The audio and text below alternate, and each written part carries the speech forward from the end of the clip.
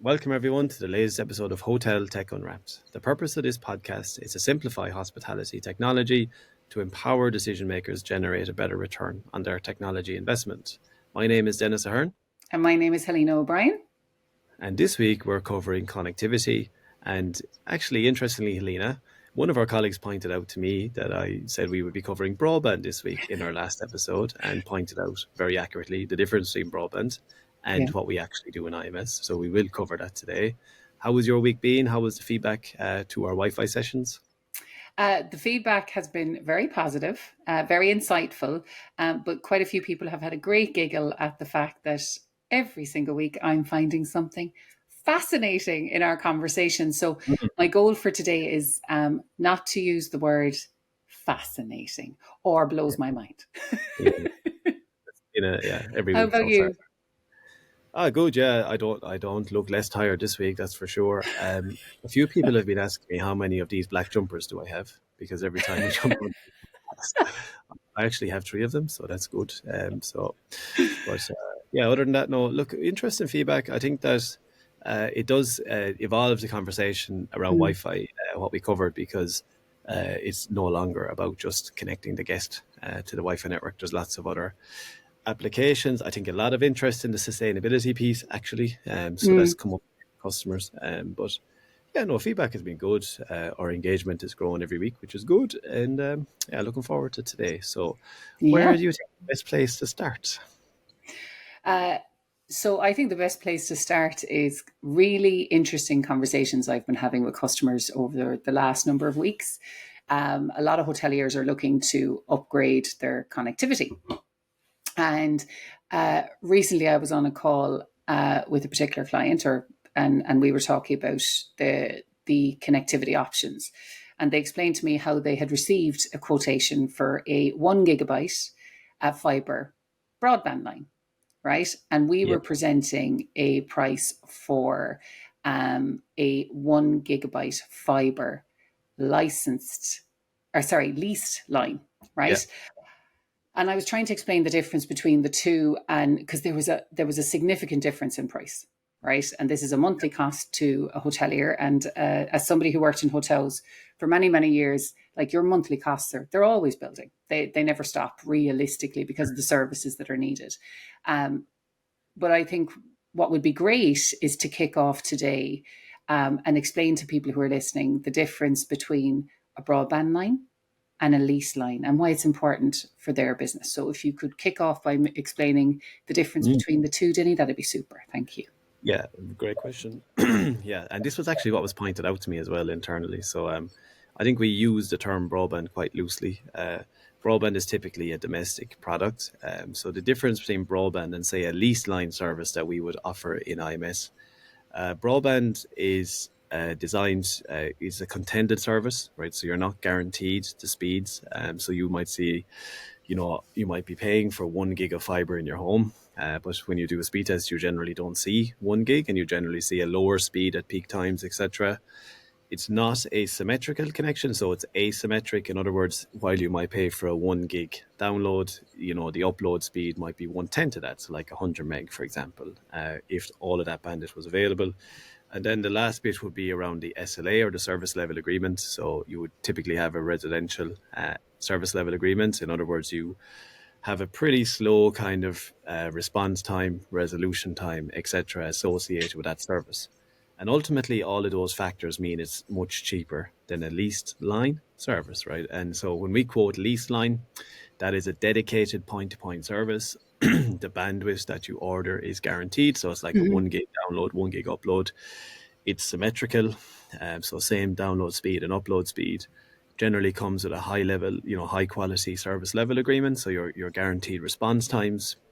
You're guaranteed like times to site.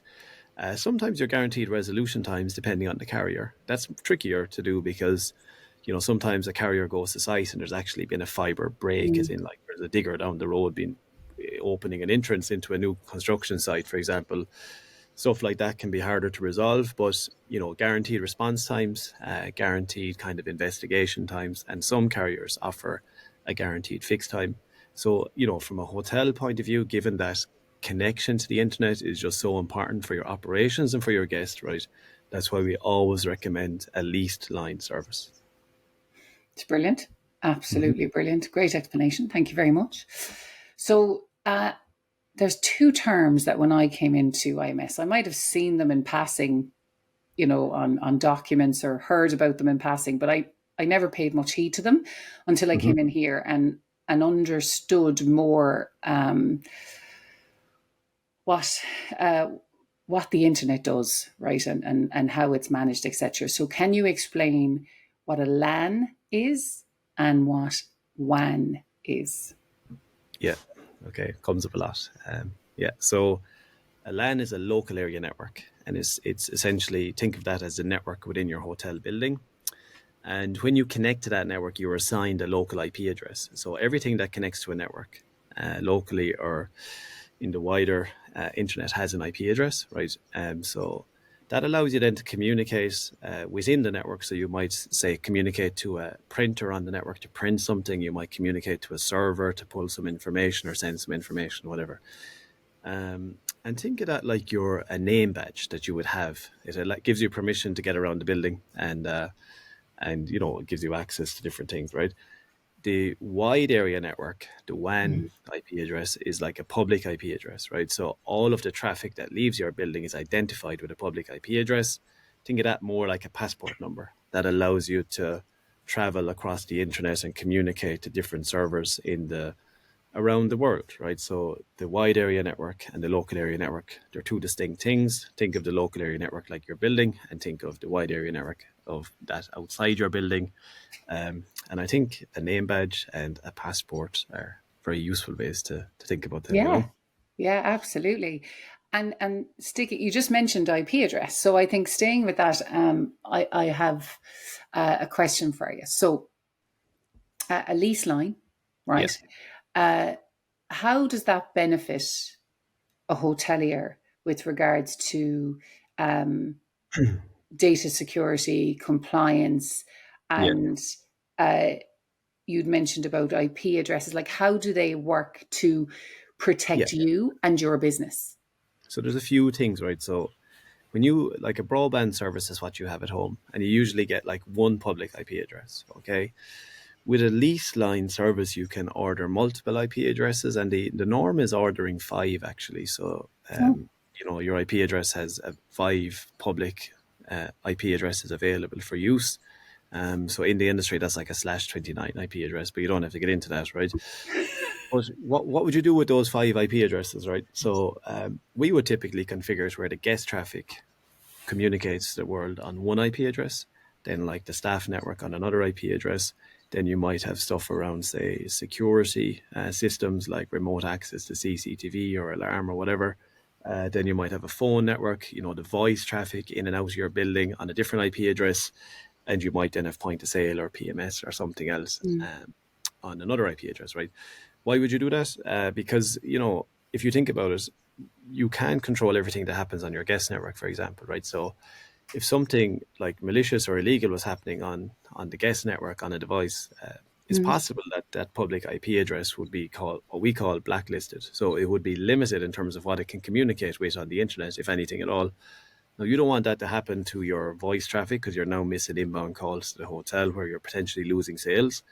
You don't want that to happen with your PMS information, etc. Right? So having multiple public IP addresses allows you to split out the traffic, and then it protects your critical services. If they're on a separate IP address, it just enhances sort of the security and availability of those services. So hopefully that covers it. I have another. Oh, it did, until you just said something there that I'm trying really hard not to say fascinator blows my mind. But you just mentioned that a blacklisted IP address could impact inbound calls. Is that right? Yeah. So if you just think you had one public IP address for the whole building, right? Yeah. And that IP address was blacklisted for some reason, right? Your voice traffic, if it's communicating with, if it's like a VoIP service, a voice over IP, so if it's trying to communicate with some sort of a cloud server, that IP address would no longer be able to communicate. So you will have lost your ability to receive and make calls from the hotel at that point. That's why you would typically put your voice traffic on a separate public IP address. Wow. Mm.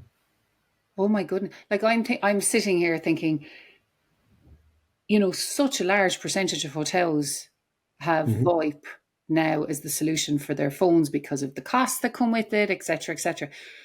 Cost savings, I should say. So what you what you've just said, immediately I'm going, oh my God, like, are there hoteliers out there that are at risk, that aren't aware of this, that could be listening today now going, I'm exposed? Yeah, look, I would imagine we typically come across it that there is, to be honest, right? And so, yeah, it's definitely a risk. And, like that's a serious consideration if you're going to order and use a broadband service as your primary internet connection to your building. It's not just the guest traffic you need to think about here, it's all the other operational stuff. Yeah, And if you only have a single public IP address, that's a risk. Then if you have a poor SLA attached, which you typically do, service level agreement, that's a risk. yeah. Um, and how much downtime can you afford on these systems, right? Yeah, that's what we try to avoid, and that's what most service providers in the industry will try to avoid as well. Wow, that's incredible. Mm. That's that that is incredible. Just to think that it blows my mind. I tried so hard not to say it, and I'm like, that's just amazing. My mind's going a million miles a minute. And you just mentioned there about risk, right? Mm.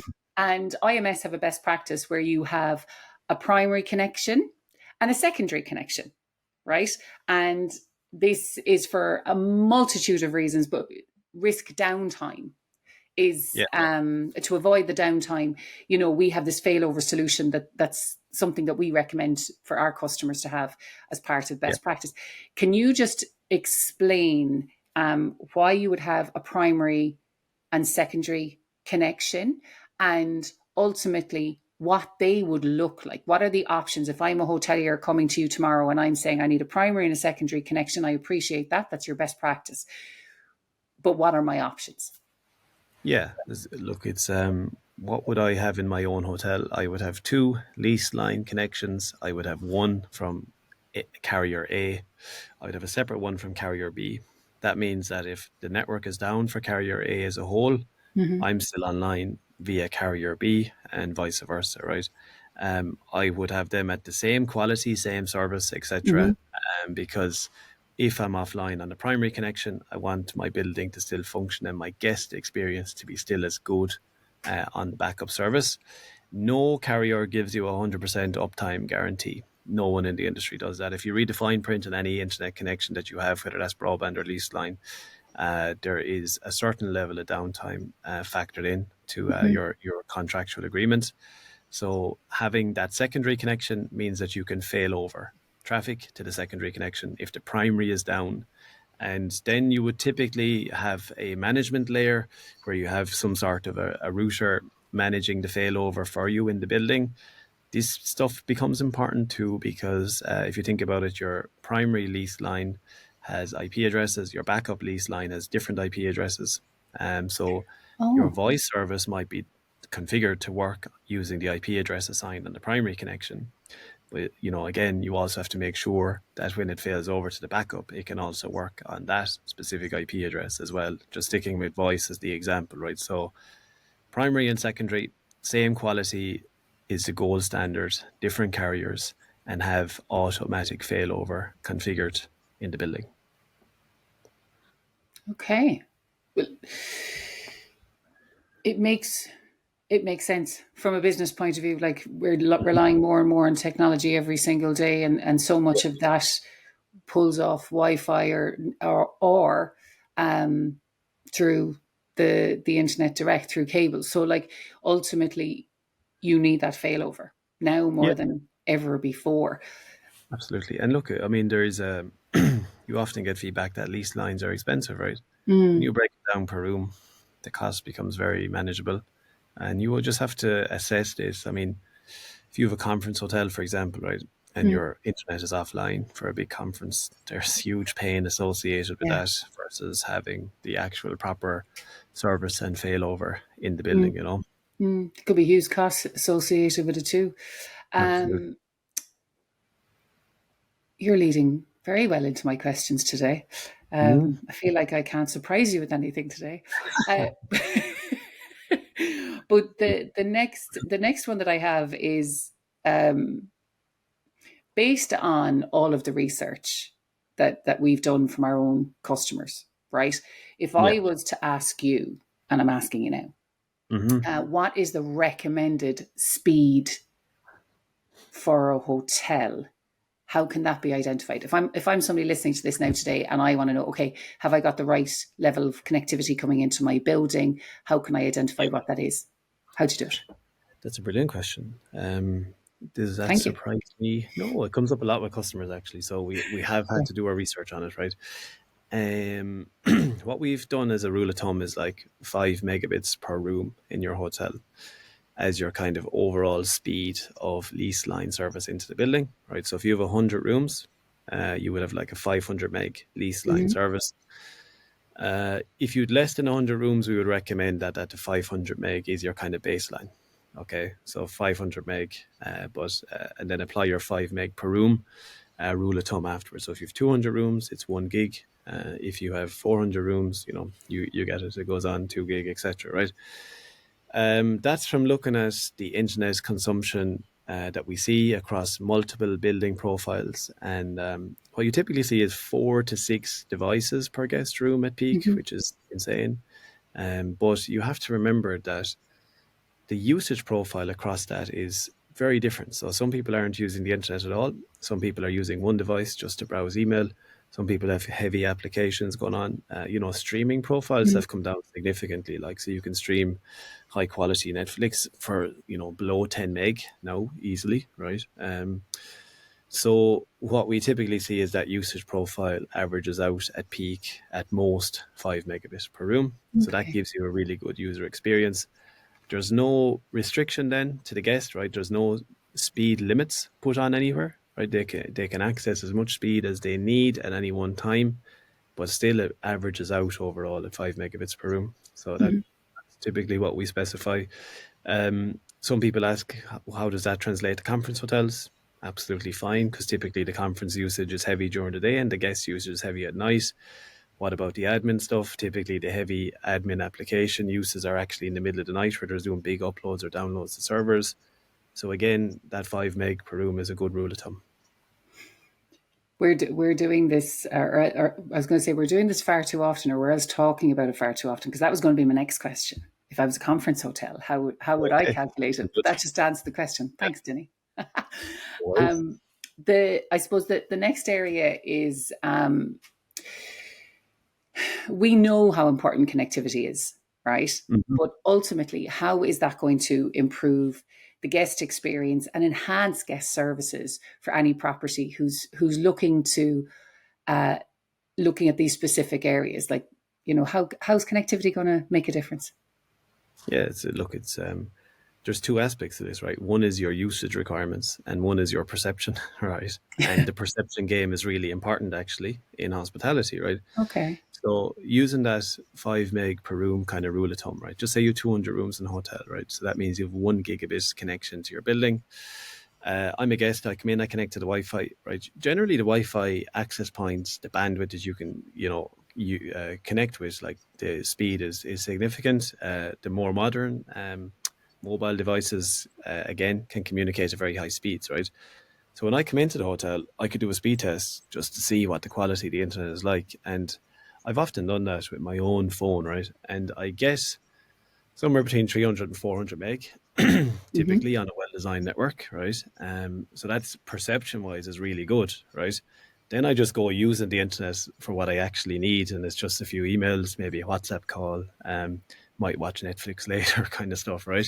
So I don't go above 10 meg after that, so my actual usage over a consistent basis is low, but I've got a great impression actually from the speed of my speed test, just doing that as a one-off. But you think about that, I've done that once for a couple of seconds and I'm off the network. So I'm not going to do that again. So that's the perception bit, because I got a great speed test, right? And then am I more likely to give that Wi-Fi network a 10, for example, on checkout, 10 out of 10?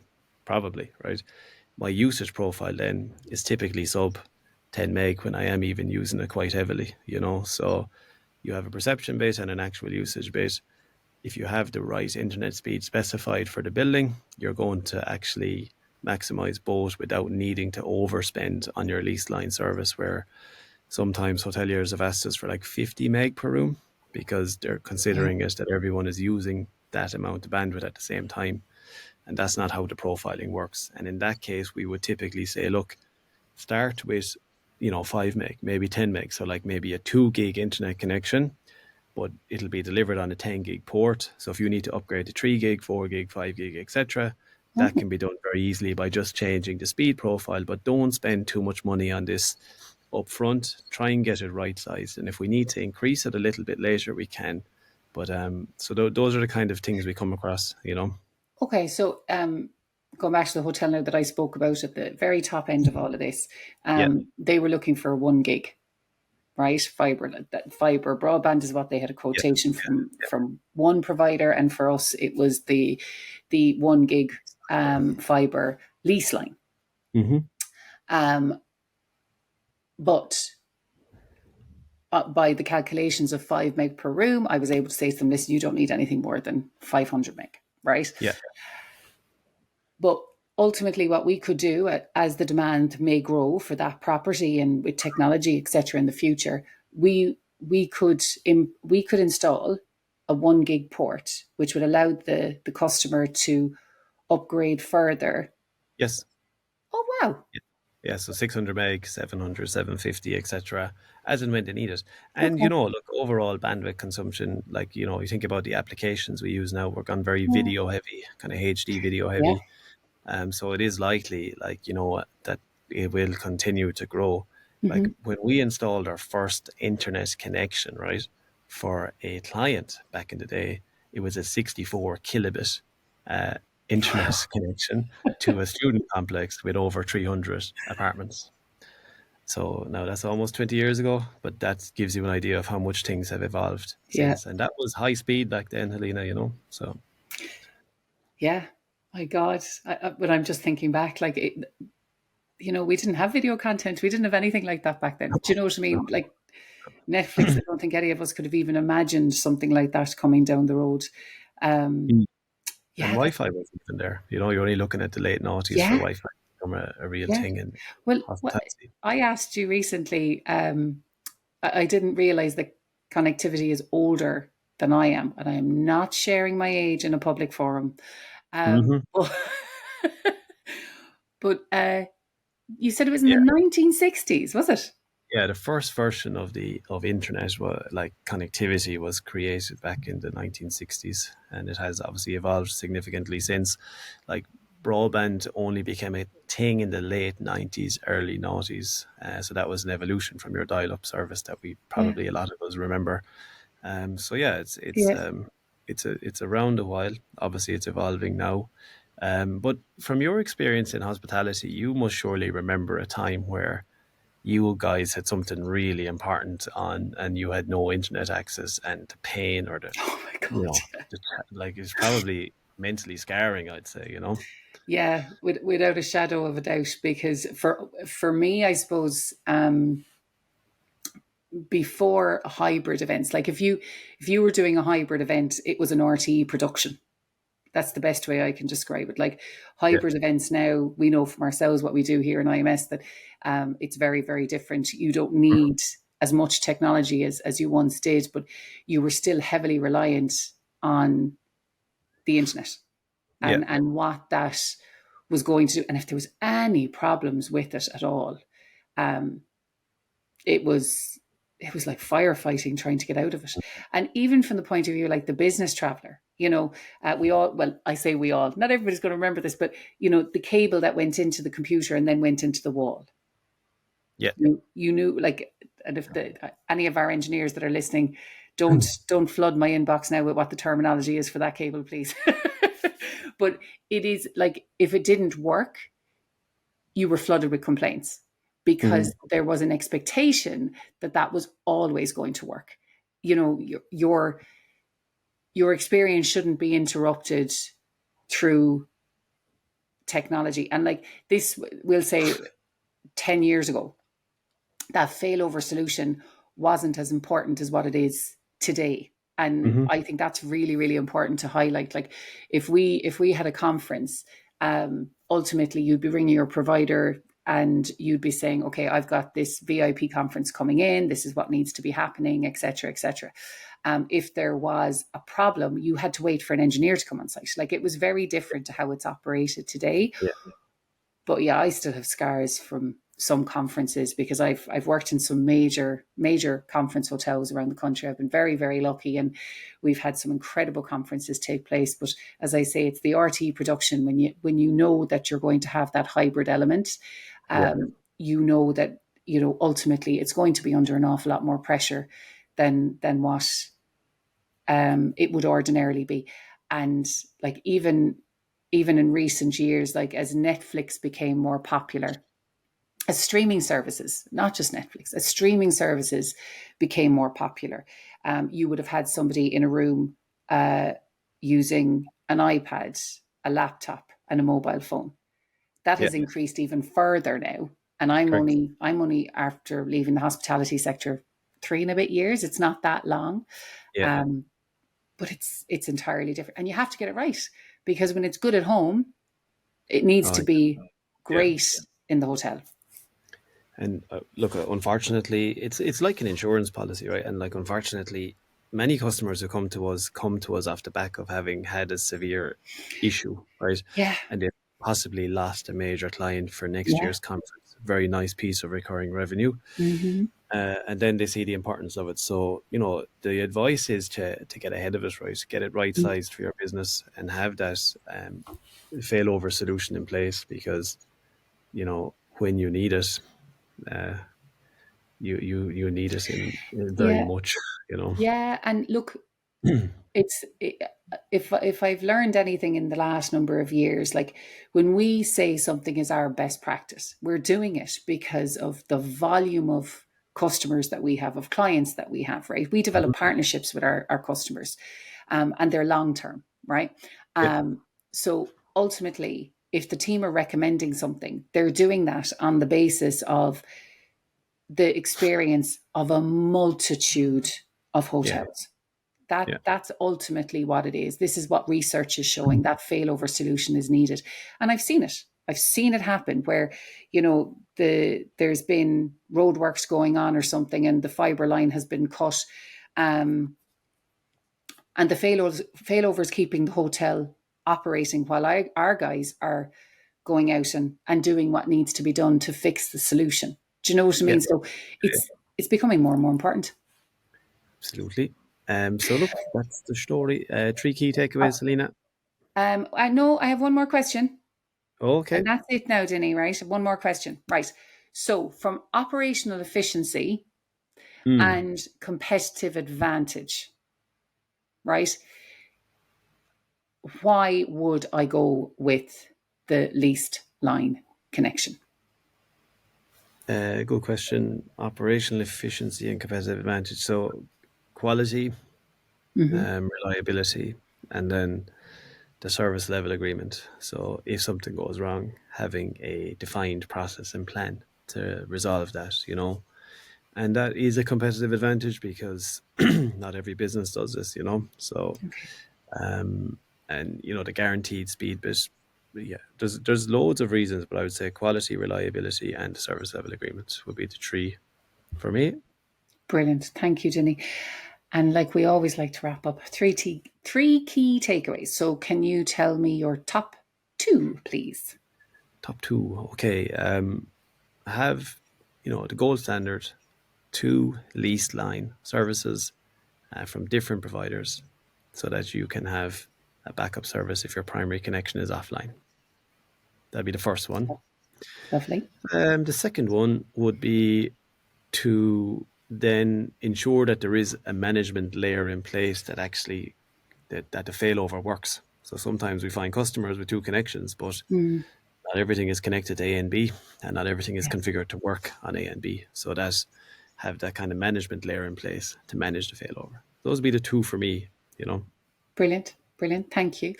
I had one in my own head, but it's there's one where the minimum speed you should have per room is 5 megabyte, right? Yeah. But I'm also going to add in the huge advantage. My biggest learning today is how that lease line is going to help protect your business. And when you said that about VoIP, you're putting your business at risk, basically. And I think that's super important for anybody to really go away and look to see what your connectivity is coming into your building and how that is managed, etc. And determine is your business protected, that should something happen tomorrow, is the communication through phone gone? Yeah. Very good. That's unbelievable. Great takeaways. Yeah, no, super. So we've covered a lot this week, and we're making good progress now. So I think, if you don't mind, the next day, all I'd love to cover is hospitality TV, like modern hospitality TV, and how that can enhance the guest experience when done right. So I think that would be a brilliant topic to cover the next time. And it's the perfect add-on when you have your connectivity right and you have your Wi-Fi right. Now you can really deliver like a premium experience if you get the TV experience right. So love to cover that the next time. Yeah, no, I'm looking forward to that one. That tends to be between Wi-Fi connectivity and TV solution. I'd say they're my top three that I have conversations with customers about every single day. So I think a lot of people will really benefit from the TV solution, and I'm looking forward to it. Yeah, super. Enjoyed today, Helena. Thanks a million. Thanks a million. All right, super. See you next week. Thank you. Bye, everyone.